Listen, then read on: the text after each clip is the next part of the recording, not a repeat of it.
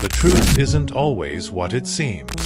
And out there, in the vast unknown, the most dangerous thing isn't the enemy you see, it's the truth you've never dared to imagine. This is Captain Rogers, speaking from the bridge of the Polaris Eagle, mission number 47. We've charted countless star systems, faced interstellar storms, and danced with death more times than I care to admit.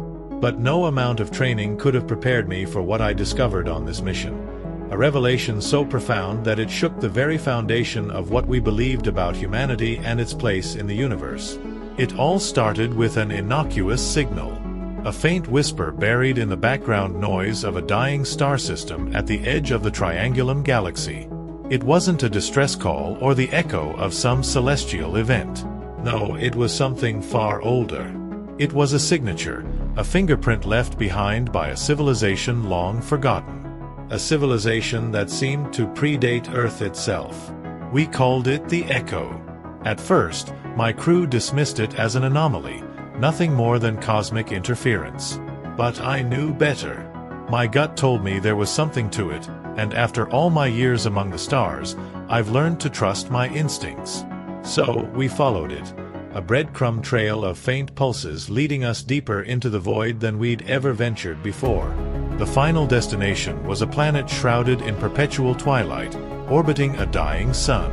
The surface was barren, cracked like ancient parchment, but beneath its crust lay the remnants of something extraordinary. The ruins of a civilization whose architecture defied the laws of physics as we understood them. And buried within those ruins was the answer to a question we didn't even know we should be asking. Who were they? As we pieced together the fragments, a chilling realization took hold. They weren't aliens. They weren't some ancient race from a distant star. No, these beings were human. Or rather, they were us. A version of humanity so ancient that it made Earth's history look like a footnote in the cosmic timeline. We had always thought Earth was young, a fresh cradle for life in an old universe. But we were wrong. Terribly, beautifully wrong.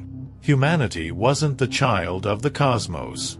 We were its elders, forgotten by time, scattered across the stars by a cataclysm so devastating that it erased not only our history but our very identity. The ruins held fragments of their, or our, story. Warnings etched in crystalline archives, memories locked in decaying neural matrices. They spoke of a cycle of creation, destruction, and rebirth. And as I stood there, amidst the echoes of our ancient past, one terrifying question loomed over me like a shadow. Are we destined to repeat it? This is Captain Rogers.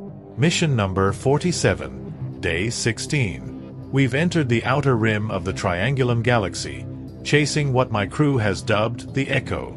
A faint, repeating signal that defies classification. Most think it's nothing, just another anomaly in the vastness of space. But I've learned to trust the things that make no sense. They're the ones that lead to the stories worth telling. It began like so many other missions, a lead buried in pages of interstellar cartography, a breadcrumb overlooked by countless explorers before us. We were days into the void, the vast black stretching out endlessly in every direction, when the first traces of the signal came through. The ship's AI, Halcyon, flagged it as statistical noise, a phenomenon caused by collapsing magnetic fields near a dying star. But I wasn't convinced. Run it again, I ordered Morales, the chief engineer. He grumbled under his breath but complied, running the same analysis a dozen times. By the 15th pass, he looked at me with wide eyes. It's directional, Captain, he said, spinning his chair toward me. This isn't interference. Something, or someone, is out there, broadcasting. A wave of excitement rippled through the bridge. After months of routine exploration, we finally had something, a mystery to sink our teeth into. We adjusted course, following the signal deeper into the uncharted regions of the galaxy. Days turned into weeks as we chased its faint trail, the ship's long-range scanners struggling to pinpoint its source. The farther we went, the quieter the crew became. It wasn't fear, not yet. It was anticipation. A shared sense that whatever lay ahead would change us forever. When we arrived, the sight was unlike anything we'd seen. The planet hung in the void like a shattered gemstone, its surface a patchwork of jagged canyons and sprawling deserts. A dying sun cast long shadows over the terrain, its dim light giving the entire world an otherworldly hue. Halcyon's initial scans showed no signs of life, no atmosphere capable of sustaining it, yet the signal pulsed stronger than ever. We descended cautiously, the Polaris Eagle kicking up clouds of fine, red dust as we touched down. The air was thin, cold, and carried a metallic tang that clung to the back of your throat. Morales and I led the first survey team, stepping out into a landscape that felt more like a graveyard than a planet. It didn't take long to find the ruins. They sprawled across the horizon, half buried in the cracked earth, their edges softened by millennia of erosion. The architecture was like nothing we'd encountered before. Vast monoliths that seemed to lean into one another, creating towering arches that defied gravity. Symbols were etched into the stone, their meaning long forgotten, but their beauty undeniable. Even the skeptics on the crew couldn't deny the weight of what we'd stumbled upon. "This place," Morales whispered, his voice barely audible over the wind. "It feels old. Like older than Earth old." We split into teams, documenting every inch of the ruins. The deeper we ventured, the stranger things became. One chamber seemed to hum faintly as we approached, its walls shimmering as if alive. Another was filled with crystalline structures that refracted light in ways that made the air itself seem to ripple. Each discovery only deepened the mystery. Who built this place? And why? By the fourth day, the crew was starting to fray. Long hours in the cold and isolation had a way of wearing people down, and the oppressive silence of the planet didn't help. Even Halcyon's usually chipper voice seemed subdued as it updated me on the progress of our scans. That's when it happened. We were mapping what appeared to be the central chamber of the ruins when the walls came alive. A cascade of light spilled across the room, forming intricate patterns that danced and shifted. Morales froze, his scanner clattering to the ground. "Captain," he said, his voice trembling, "this isn't a malfunction. It's responding to us." The patterns converged at the center of the room, forming a swirling vortex of light and sound. And then, for a single, heart-stopping moment, the room spoke. "You have come far, but not far enough." The voice wasn't human, but it wasn't alien either. It carried a resonance that felt like it was speaking directly to the core of who we were. It wasn't a warning or a greeting. It was a statement of fact, delivered with an authority that made the air itself tremble. We scrambled to capture the event, recording every detail, but as quickly as it had come, the phenomenon disappeared, leaving us standing in stunned silence. Morales was the first to break the spell. "What the hell was that?" he asked, his voice a mix of awe and terror. I didn't have an answer. All I knew was that we just touched the edge of something far greater than ourselves. On the seventh day, we found it, buried deep beneath the ruins, accessible only through a narrow crevice that seemed to lead straight into the planet's heart, was the artifact. At first glance, it looked like a simple crystalline structure, about the size of a man. But as we drew closer, its surface began to shift, reflecting not just the light around it but images, fragments of something long past. "Careful," I warned as Morales reached out to touch it. But it was too late. The moment his fingers brushed the surface, the artifact activated. A beam of light shot upward, projecting a holographic display that filled the chamber. Images of towering cities, sprawling starships, and a humanity that looked both familiar and alien flooded the room. And then, as quickly as it had started, the images faded, leaving only a single message etched into the air. "You are the children of the forgotten. Remember your name." The words hung there, heavy with meaning, as if daring us to understand. But before we could process what we'd seen, the artifact began to hum, a low, steady vibration that seemed to resonate with the very core of the planet. "Captain," Morales said, his voice barely a whisper, "I think we just woke something up." Over the next few days, the ruins seemed to come alive. Lights flickered in patterns we couldn't decode, and strange sounds echoed through the chambers, always just out of reach. The crew became restless, their initial excitement giving way to unease. Some claimed to hear whispers in the dark, voices that spoke of forgotten things. But it wasn't just paranoia. Halcyon detected fluctuations in the planet's electromagnetic field, along with faint energy signatures that seemed to emanate from the artifact itself. It was as if the planet was waking up, its slumber disturbed by our presence. I couldn't shake the feeling that we were being watched. Not by something hostile, but by something ancient, something that had been waiting for us. And the more I thought about it, the more I realized the truth. This wasn't a random discovery. The signal, the ruins, the artifact, they weren't accidents. They were breadcrumbs, left behind by a civilization that wanted to be found. But why? Day 21 of mission number 47. The ruins are no longer silent. The artifact hums incessantly now, its energy readings increasing exponentially. It feels alive, as though it's waiting for something. After the artifact activated, the crew became divided. Morales and a handful of others believed we should abandon the planet, leave the ruins to their slumber. But my gut told me otherwise. This wasn't just a discovery, it was a responsibility. The artifact wasn't simply a relic of the past. It was a message from our ancestors, and I was determined to decode it. Using every tool at our disposal, we began piecing together fragments of its holographic projections.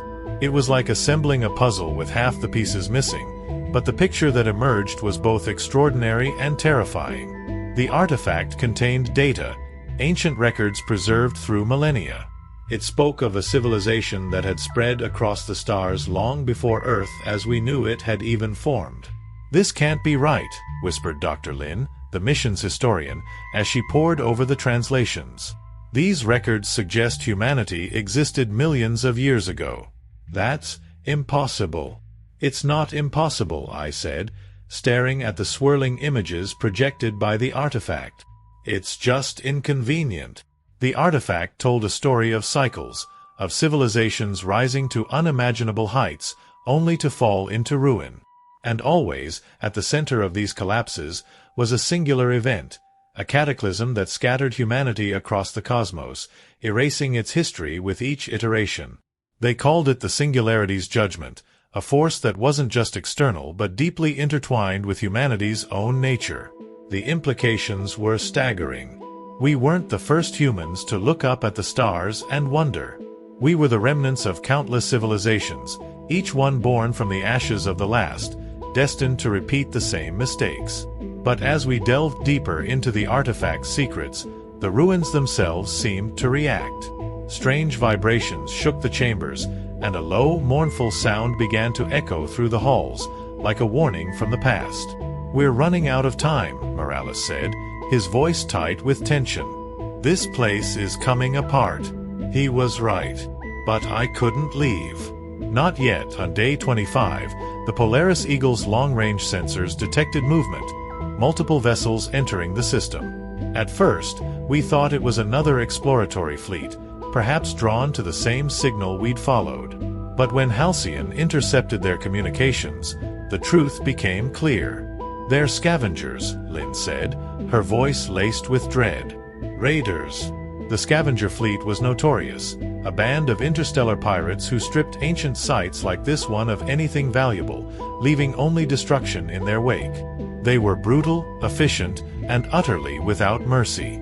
"We need to get out of here," Morales said, his tone urgent. "If they find us down there—" "They won't," I interrupted, cutting him off. "We'll move the Polaris Eagle to the far side of the planet. They'll pick up its energy signature, but it'll buy us time to finish the mission." It was a gamble, but it worked. The scavengers honed in on the ship, sending a small contingent to investigate, while the rest began descending toward the ruins. We had only hours before they discovered us. Back in the artifact chamber, we worked frantically to extract as much data as we could. Each new fragment only deepened the mystery. The projections showed a star map, dozens of systems, each one marked with an ancient symbol. At the center of the map was a single point, pulsing faintly. "A beacon," Lynn murmured, her eyes wide with realization. "It's a beacon." "A beacon for what?" Morales asked, his tone skeptical. "For the survivors," I said, the weight of the words sinking in as I spoke them. "For us." The ruins didn't take kindly to our intrusion. As we pulled more data from the artifact, the ground began to shake, sending jagged cracks spidering across the chamber walls. Halcyon's voice crackled through the comms, its usual calm replaced by urgency. "Captain, seismic activity is increasing. The structural integrity of the ruins is at 43% and falling." "Noted," I said, my hands moving frantically across the console as I initiated one final data transfer. "We're almost done here." But the artifact had other plans. As the transfer reached its final stage, the crystalline structure began to glow, its light intensifying until it was almost blinding. The hum that had been a constant presence grew into a deafening roar, shaking the entire chamber. "Captain, we need to leave," Morales shouted over the noise. "Not yet," I yelled back, my eyes fixed on the console. "Just a few more seconds." And then, it happened. A surge of energy erupted from the artifact, sending a shockwave through the chamber. Morales and Lynn were thrown to the ground, and I barely managed to hold on as the room was consumed by light. For a moment, I thought we'd all be vaporized. But then, just as suddenly as it had started, the light faded, leaving only silence in its wake. When I opened my eyes, the artifact was gone. In its place was a small, glowing sphere, no larger than my fist. It hovered in the air for a moment before settling gently into my hands. "What is it?" Lynn asked, her voice barely above a whisper. "I don't know," I admitted, staring at the object. "But I think it's important. We barely made it back to the surface." The ruins were collapsing around us, massive chunks of stone crashing down as the planet itself seemed to rebel against our presence. The scavengers, sensing the instability, had retreated to their ships, leaving only destruction in their wake. As the Polaris Eagle lifted off, the planet's surface erupted in a cascade of fire and debris. From the safety of orbit, we watched as the ruins were consumed, their secrets buried once more. But we hadn't left empty-handed. The sphere, still glowing faintly, pulsed in my hand like a heartbeat. "This isn't over," I said, more to myself than to the crew. "Not by a long shot." Day 28. The artifact is gone, but it left behind a sphere, a relic that feels more alive than it should. It pulses in my hands like a heartbeat, and every time it does, I feel something. Memories that aren't mine. Thoughts that don't belong to me. It's like it's trying to speak. Back aboard the Polaris Eagle, the sphere quickly became the center of attention. It defied every analysis we threw at it. No material composition, no energy source, no measurable mass. It was, by all accounts, impossible. And yet, it was undeniably real. Lynn was the first to notice the patterns. As the sphere pulsed, faint symbols appeared on its surface, symbols that matched the ones we'd seen in the ruins. It wasn't just reacting to us, it was communicating. "Captain," Lynn said, her voice trembling with a mix of awe and fear, "I think it wants us to go somewhere." The star map we'd retrieved from the artifact confirmed it. The pulsing patterns aligned with a set of coordinates deep in uncharted space, far beyond the reach of any known civilization. It was a destination, a final waypoint left behind by the ancients. I gathered the crew in the briefing room. "We have a choice," I said, my voice steady despite the tension in the air. "We can turn back, report what we found, and let someone else finish this. Or we can follow the map and see this through." Morales leaned forward, his expression grim. "You know this could be a trap, right? For all we know, the sphere could be leading us straight into the Singularity's judgment." "Maybe," I admitted. "But if there's even a chance this leads to answers, to a way to break the cycle, We have to take it." The vote was unanimous. Fear and doubt were outweighed by curiosity and the hope of something greater.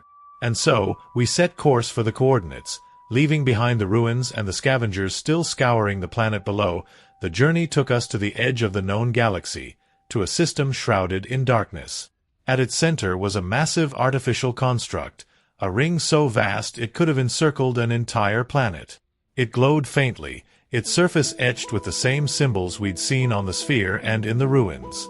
As we approached, the sphere began to pulse more rapidly, its light syncing with the patterns on the ring. And then, without warning, the ring activated. A beam of energy shot out, enveloping the Polaris Eagle and pulling us into its interior. "Status report," I barked as the ship shuddered violently. "All systems nominal," Morales said, his voice tight. "But whatever this thing is, it's not letting us go." Inside the ring, we found ourselves in a space unlike anything we'd ever encountered. Stars and galaxies swirled in impossible formations, defying the laws of physics. It was a place out of time, a sanctuary built by the ancients to preserve their knowledge. And at its heart was the custodian. The custodian wasn't a person or a machine. It was an entity, a construct of pure energy that seemed to embody the collective consciousness of the ancient humans who had built the ring. It greeted us not with words, but with a flood of images and emotions, overwhelming in their intensity. Through it, we learned the truth. Humanity's cycles of rise and fall weren't accidents. They were the result of a fundamental flaw, a tendency towards self-destruction that grew more pronounced with each technological leap. The Singularity's judgment wasn't an external force. It was a reflection of humanity itself, a tipping point where ambition outpaced wisdom. The custodian had been created to break the cycle. It held the sum total of humanity's knowledge, preserved through countless millennia, waiting for the day when its descendants would be ready to receive it. But there was a price. The cycle cannot be broken without sacrifice, the custodian's voice echoed in my mind. To receive this knowledge is to bear the burden of it. You will remember what others cannot. You will see what others are blind to. And you will carry it forward, alone, until humanity is ready. It wasn't a choice I could make for the crew. Each of us had to decide for ourselves whether to accept the custodian's gift, or to leave the knowledge locked away, preserving the cycle for another generation. In the end, only 3 of us chose to bear the burden. Myself, Lynn, and Morales. The custodian imprinted its knowledge into our minds, a process that felt like being torn apart and rebuilt at the same time. When it was over, I saw the universe with new eyes. I understood the cycles, the judgment, and the path that lay ahead. But the others, they couldn't stay. The custodian explained that the knowledge would destroy those unprepared to bear it. The rest of the crew would return to Earth, their memories of the mission erased, their lives untouched by the truth we now carried. Saying goodbye was the hardest thing I've ever done. Watching the Polaris Eagle depart, knowing I'd never see my crew again, was a pain I wouldn't wish on anyone. But it was necessary now. As I stand on the edge of the ring, staring out into the infinite void, I feel the weight of what we've become.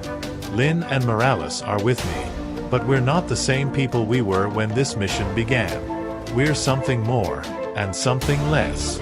We're the bearers of a truth too vast for most to comprehend, the guardians of a future that may never come to pass. The custodian is gone now, its purpose fulfilled. The ring is quiet, its light fading as it prepares to sleep once more. But I know this isn't the end. It's only the beginning. This is Captain Rogers, signing off from mission number 47. The stars are vast, and the road ahead is long. But we'll walk it together, one step at a time. Until next time, stay curious, my friends, and keep looking up. I'll see you on the next adventure.